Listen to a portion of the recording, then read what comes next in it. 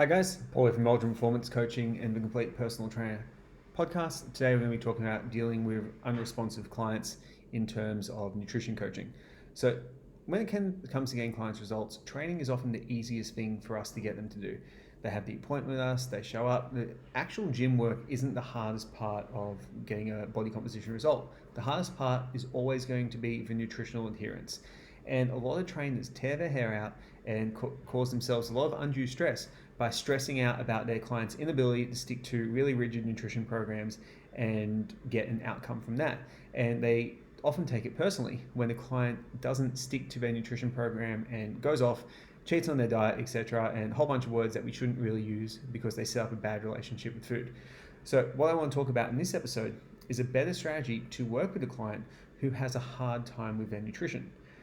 What you should be doing in this beginning stages is not writing them a meal plan, because not many personal trainers are insured for that. You have to do continuing education to get insured to do that, otherwise you're committing malpractice.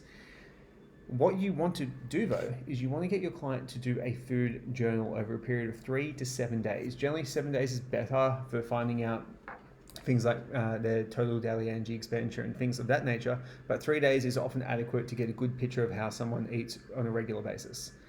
From there, you want to actually involve the client in the coaching decision and ask them what they think is good about their diet and what could be improved about their diet.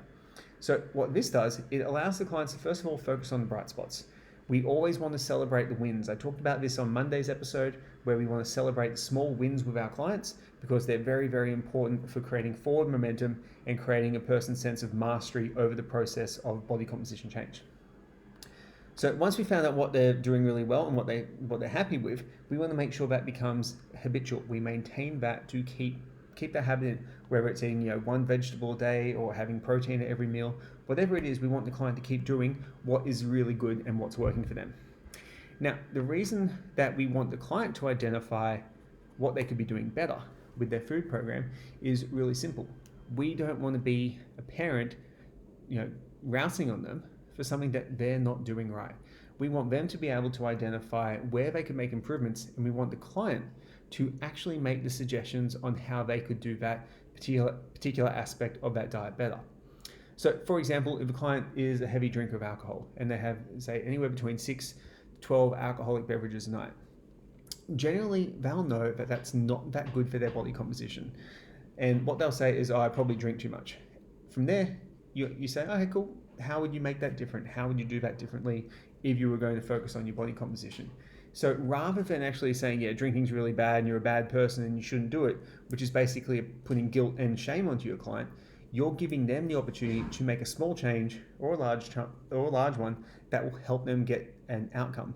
Our job in that situation is not to recommend anything, it's to provide accountability and support so the client can actually stick to that change and to celebrate that small win when they achieve that particular outcome.